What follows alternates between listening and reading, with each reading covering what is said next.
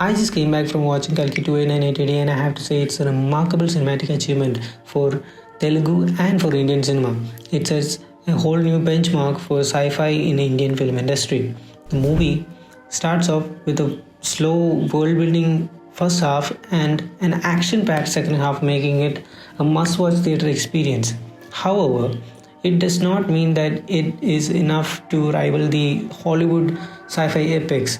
It's not quite there yet, but director Ashwin deserves all credit for showing that Indian cinema is so close to getting there, and that in itself is so impressive. Now, some might find this very judgmental, but it's true.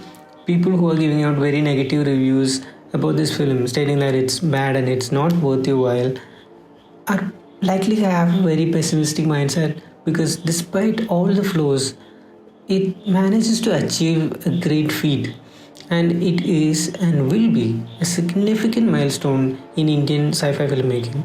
I saw a lot of people comparing this movie with Dune, Star Wars and Mad Max.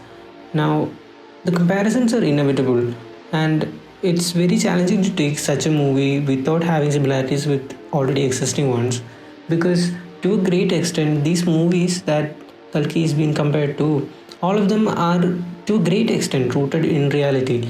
It just is set in future times.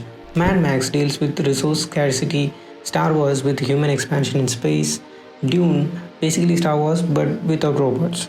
And when it comes to Kalki, it deals with a world that is going through resource scarcity and is technologically very advanced.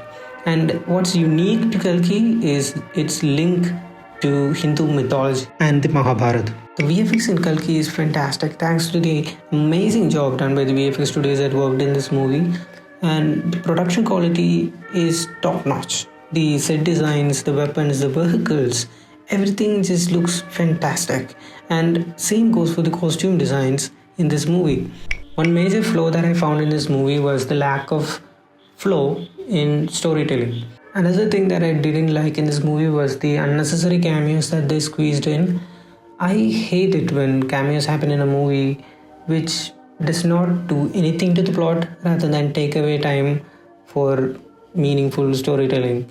And inclusion of characters that felt very inorganic, because their involvement in the plot felt like they exist just for the sake of comedy, romance or tragedy. And with such a star-studded cast, the expectation for performances are very high and they don't disappoint. But there are times where the performances felt very rigid and staged. Additionally, there was a song in the first half which felt like it could have been omitted easily, because what this song was trying to say was already established before the song came.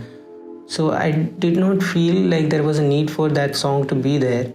Despite all these imperfections, Kalki 2980 stands strong as a visually stunning movie with a rich story to tell. And as I said in the beginning of the video, it's a remarkable achievement in terms of filmmaking. So there is no not watching this right now.